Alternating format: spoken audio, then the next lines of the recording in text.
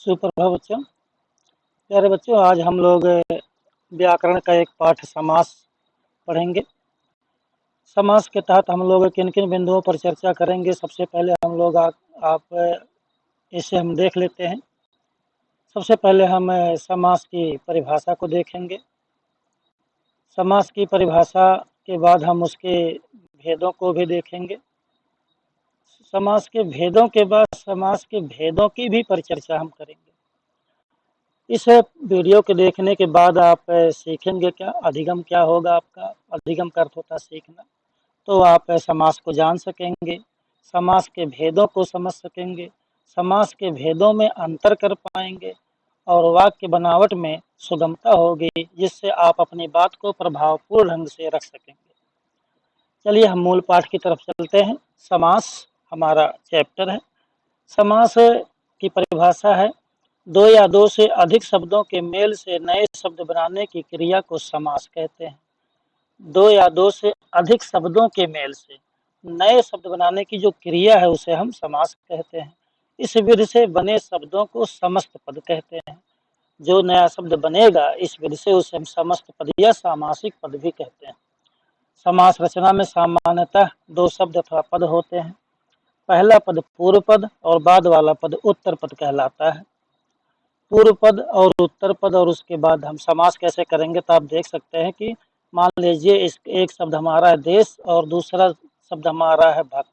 इन दोनों को जब हम मिलाएंगे तो हमारा शब्द बनेगा देशभक्त। तो यह देशभक्त जो बना यह हमारा कहलाया समस्त पद या सामासिक पद। कमल नयन, कमल एक शब्द है और नयन एक अलग शब्द है। इन दो शब्दों को मिला करके हमने बना दिया कमल नयन, तो इसे कहते हैं समास। और जो नया शब्द बना इसे हम कहेंगे समस्त पद। समास विग्रह क्या होता है? जब समस्त पद के सभी पद अलग अलग किए जाते हैं तब उस क्रिया को समास विग्रह कहते हैं। जैसे हमने देखा भी कमल नयन शब्द का, तो समास विग्रह क्या होगा? कमल के समान सुंदर हैं नयन जिनके। विष्णु जी को कहा जाता है, राम जी को कहा जाता है। पुंडरीकाक्ष, पुंडरीक का अर्थ होता ही है कमल। तो विष्णु जी का जो आँख है वो पुंडरीक के समान है, अर्थात कमल के समान है। तो यह पुंडरीक या कमल नयन हमारा क्या हो गया? एक प्रकार से सामासिक पद। और जब हम कहेंगे कमल के समान सुंदर है नयन जिनके, तब यह होगा हमारा विग्रह। अब हम समास के भेद को देख लेते हैं। समास के 6 भेद हैं। अव्ययीभाव समास, तत्पुरुष समास, द्विगु समास, कर्मधारय समास, द्वंद्व समास और बहुब्रीहि समास। इस प्रकार से 6 समास हमारे हो गए, अव्ययीभाव, तत्पुरुष, द्विगु, कर्मधारय, द्वंद्व और बहुब्रीहि। अब हम इनमें से एक एक करके देख लेते हैं, एक एक जो समास हमारे हैं। पहला हमारा है अव्ययीभाव समास। अव्ययीभाव समास की परिभाषा यह है कि जिस समास में पहला पद अव्यय हो उसे अव्ययीभाव समास कहते हैं।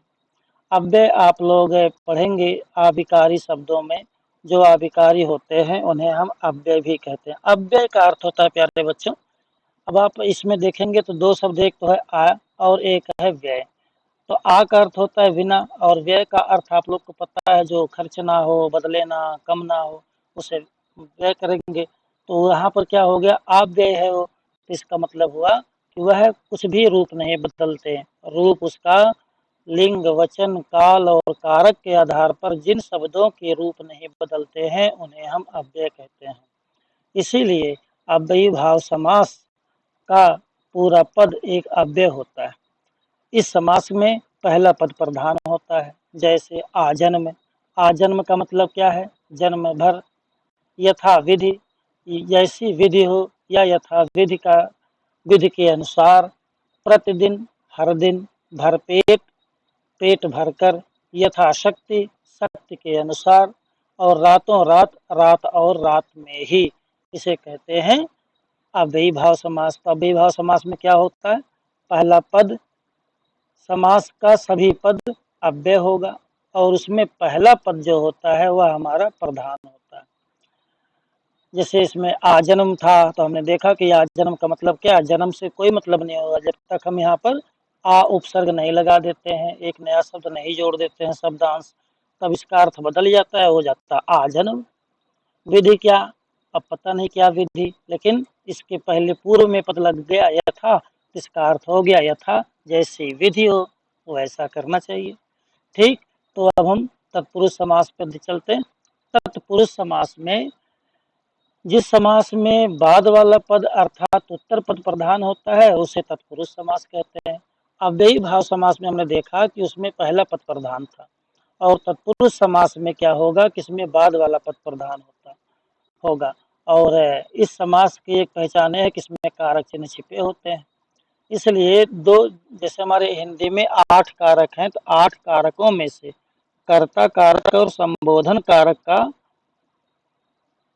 कोई भी समास नहीं बनता। इसलिए यहाँ पर 6 समास, इस तत्पुरुष समास के 6 भेद बनते हैं। कर्म तत्पुरुष, कारण तत्पुरुष, संप्रदान तत्पुरुष, अपादान तत्पुरुष, संबंध तत्पुरुष और अधिकरण तत्पुरुष। तो कर्म तत्पुरुष में क्या होगा, जन प्रिय, जो जन को प्रिय है। विग्रह क्या होगा इसका, जन को प्रिय। यश प्राप्त, यश को प्राप्त। ग्रामगत, गांव को गया। मरण आसन्न, मरण आसन्न, मरण के आसन्न मतलब करीब है, जो मरने के आसन्न या करीब है जो, उसे हम कहते हैं मरण आसन्न। कारण तत्पुरुष से के द्वारा आप लोग को पता ही है, तुलसी कृत, तुलसी के द्वारा किया गया। आँखों देखी, आँखों के द्वारा देखी गई। गुण युक्त, गुण से युक्त है जो। भय आकुल, भय से आकुल अर्थात बेचैन है जो। संप्रदान का चिन्ह आप लोग को पता है के लिए होता है हथकड़ी, हाथ के लिए कड़ी। रसोई घर, रसोई के लिए घर, जिसे हम किचन कहते हैं। सत्याग्रह, सत्य के लिए आग्रह। विद्यालय, विद्या के लिए आलय। इसी तरह हम देखते हैं आपादान तत्पुरुष का, पथ भ्रष्ट, पथ से भ्रष्ट। भयभीत, भय से भीत। बंधन मुक्त, बंधन से मुक्त। देश निकाला, देश से निकाला गया। गुणहीन, गुण से हीन है जो। संबंध तत्पुरुष में है समयानुसार, समय के अनुसार। मताधिकार, मत का अधिकार। सेना नायक, सेना का नायक। जीवन दान, जीवन का दान। क्षमा दान, क्षमा का दान। लोकप्रिय, अधिकरण का आपको पता है में पै पर, तो लोक में प्रिय। और मृत्यु को जीतने वाला, मृत्युंजय, मृत्यु को जीत लिया हो जिसने। जलमग्न, जल में मग्न। दानवीर, दानों में वीर, दान देने में वीर। शरण आगत, शरण में आगत अर्थात आया हुआ। इस प्रकार से तत्पुरुष समास में कारक चिन्हों का प्रयोग होता है, और 6 हमारे कारक तत्पुरुष होते हैं। कारक तत्पुरुष के जो हमारे हैं, तत्पुरुष में कारक चिन्हों के कारण 6 प्रकार के होते हैं।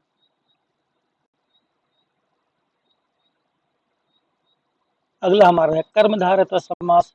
अब तत्पुरुष समास से ही कर्मधारय और द्विगु 2 भेद और माने जाते हैं।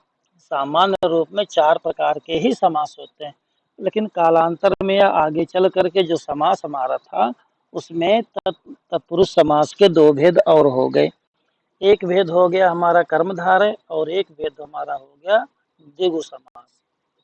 तो चलिए हम देख लेते हैं कर्मधारय समास में। कर्मधारय समास वहाँ होता है जहाँ पूर्व पद विशेषण और उत्तर पद विशेष से होता है। अब आप लोगों को पता है कि विशेषण वह होता है जो संज्ञा सर्वनाम आदि की विशेषता बतलाता है। जिसकी विशेषता बताई जाती है उसे विशेष कहते हैं, और जो विशेषता बताता है उसे हम विशेषण कहते हैं। तो कर्मधारय समास में विशेषण और विशेष का संबंध होगा। पूर्व पद तथा उत्तर पद में उपमेय उपमान संबंध भी हो सकता है। अब ये उपमेय और उपमान क्या है प्यारे बच्चों, जैसे मान लीजिए किसी व्यक्ति को कहा जाता है कि चंद्रमुख, उस व्यक्ति का जो मुख है वो चंद्रमा के समान है। वैसे चंद्रमुख पुरुष के लिए नहीं होता, चंद्रमुख हमेशा नारी के लिए होता है, जिसे हम कहते हैं चंद्रमुखी। आपने चंद्रमुख बड़ा कम देखा होगा, बहुत कम सुना होगा। चंद्रमुखी, चंद्रमा के समान मुख वाली है जो, है ना। तो जिसकी सुंदरता का वर्णन किया जाता है वो तो होता है उपमेय, और जिससे किया जाता है वह होता है उपमान। जैसे किसी को कह दिया गया यह महिला चंद्रमुखी है, मृगनयनी है, यह महिला एकदम मीनाक्षी है ना, अप्सरासी है। तो यहाँ पर जो महिला है वह हो गई उपमेय, और अप्सरासी, मीनाक्षी, मृगनयनी, यह सब हो गए उपमान। ठीक, जैसे सुविचार, सुंदर विचार हैं जो। नीलांबर, नीला है अंबर जिनका। अब देखिए यहाँ पर नीला क्या है, विशेषण है, और अंबर क्या है, हमारा विशेष है। कपड़ा, अंबर मतलब वस्त्र, तो जो वस्त्र है उसकी विशेषता क्या है, वो नीला है। और नीलांबर में बहुब्रीहि समास भी होगा। नीला है अंबर जिसका, अर्थात विष्णु जी। तो जब हम बहुब्रीहि का अध्ययन करेंगे तब हम इसके अंतर को देखेंगे कि कर्मधारय और बहुब्रीहि समास में अंतर क्या है। सुलोचना, सुंदर लोचन है जिनकी, सुंदर लोचन वाली स्त्री। और अगर सुलोचन होता तो यह पुरुष के लिए होता सुंदर लोचन वाला, लेकिन यहाँ पर क्या है, सुलोचना है, अर्थात सुंदर लोचन वाली, लोचन मतलब नेत्रों वाली। नील गाय, नीली गाय, इस चित्र को देखिए, ये है नील गाय, नील गाय ये कहलाते हैं। नवा अंकुर, अंकुर मतलब बेटा बीज से जो निकलता है, पहली पहली अंकुर है, जैसे जमीन में कोई बीज बो दिया गया, उससे जो पहली बार निकलती है कोपले, उसे कहते हैं नव अंकुर। महात्मा, महान है जो आत्मा, महान है जो आत्मा।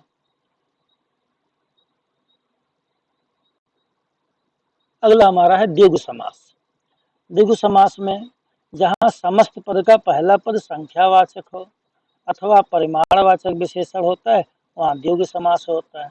जैसे कहने का अर्थ है, इस दोनों पदों में पहला पद जो होगा वो संख्यावाची होगा, अथवा परिमाण बताएगा, नाप तौल मात्रा बताएगा, तो वह हमारा होगा क्या, द्विगु समास। जैसे शताब्दी, शताब्दी दो शब्द है, सत और अब्दी, और विग्रह इसका क्या होगा, सत अब्दों का समूह। जब भी द्विगु समास में आएगा इस तरह के, तो हम लिखेंगे क्या उसे, सत अब्द मतलब वर्षों का समूह। पंचनद, पांच नदियों का समूह। पंजाब, जो हमारा पंजाब है उसमें सतलज, झेलम, रावी, ब्यास, चिनाब, ये पांच नदियों का संगम होता है, पंजाब से होकर के वो लोग गुजरते हैं। संगम नहीं होता, मतलब यह है कि पांच नदियां पंजाब से होकर के गुजरती हैं, इसलिए कहा था पंच आब, पांच नदियों का मुहाना है वहां पर, इसीलिए कहते हैं पंचनद। सप्ताह, सप्ताह का अर्थ है 7 दिनों का समूह। चौराहा, 4 राहों का समूह।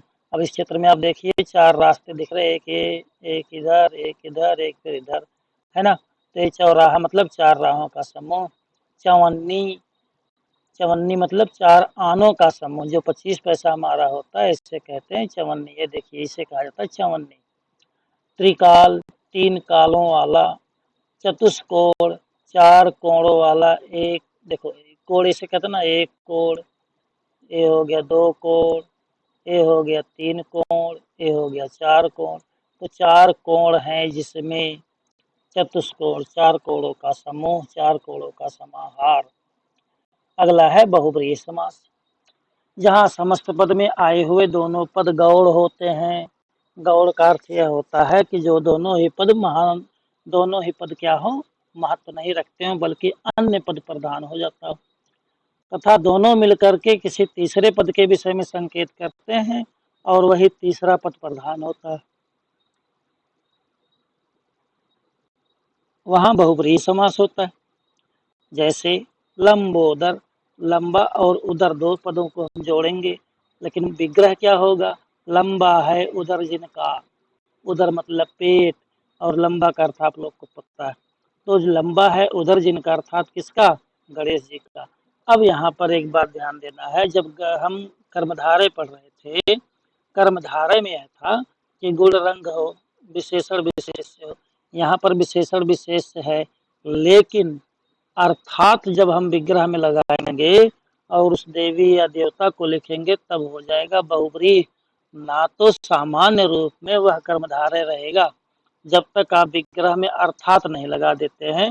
लंबा है उदर जिनका, अर्थात गणेश जी, तब तक वो बहुब्रीहि समास नहीं होगा।